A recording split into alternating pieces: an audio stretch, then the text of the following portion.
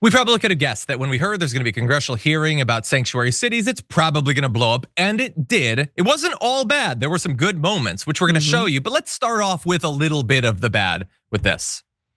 For many years, a radical and corrupt establishment fails to protect our magnificent, law-abiding American citizens.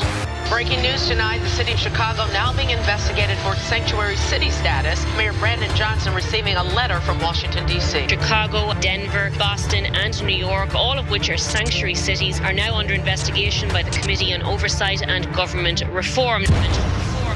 Sanctuary cities are going to get exactly what they don't want. More agents in the communities, more people arrested, more collaterals arrested. So that's a game they want to play. Game on. Game on. So we're going to bring the mayors in. We're going to let them explain what their policies are, see if they can answer some questions as to who's paying for this, who's been in charge of this, what role has their local government played, was the federal government involved. If they're going to continue to disobey the law, then I think we should cut as much of their federal funding as we can cut.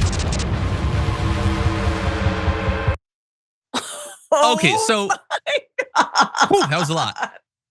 As a piece of right-wing political propaganda, I think it was pretty good. But I would give them a note for the next time. You don't have to go so subtle with the music. You can really jazz it up with ominous stuff. I barely even heard the score in that thing. It's so utterly ridiculous. They were gonna be held accountable. Okay, we'll show you them being held accountable there. But anyway, they were like, Mr. Christopher Nolan, could you direct this for us? Mr. Nolan, we have some money we've saved. We got from the doggy administration. If you could direct, no, you're busy. Okay, we're just gonna do our own job over here. That was so ridiculous. They kept testing out new music to put over Comer, and they're like, damn, he still sounds like a pathetic cartoon dog. They just couldn't find anything. So he okay, but let's sounds jump like into, he's dressed like a penguin, getting you to try the kettle corn at a zoo. But that would have been a great job for him, maybe. And honestly, I'm not even being sarcastic. He would have enjoyed his life more because that sounds delightful. You're around the animals. But anyway, let's get to what actually happened when they were holding them accountable. Let's take a look. Open border policies, which is something that you guys are talking about, hurts people on both sides, meaning the people that are coming here illegally and then American citizens as well. I do not think you guys are bad people, but I think that you are ideologically misled, which is why, unfortunately, based on your responses, I'm all going to be criminally referring you to the Department of Justice for investigation. And as soon as I leave here, these will be going over to Pam Bondi. And ICE is responsible to remove millions of hard-edged criminal illegals from our country. And we've had enough. America's fed up with this betrayal of oath, and you'll be held accountable. One of you said you're willing to go to jail. We might give you that opportunity.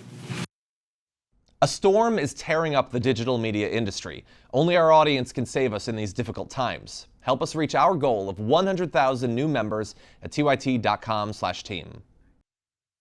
And Toot is like, I've got to come up with some gravitas. Maybe if I do this one. Okay, but then whatever. That's all like very stereotypical.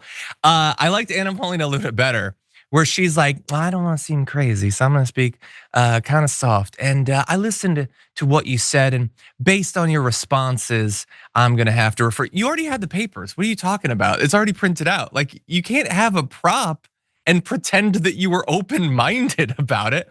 And so, look, it's insane, but at the same time, this is what this regime is.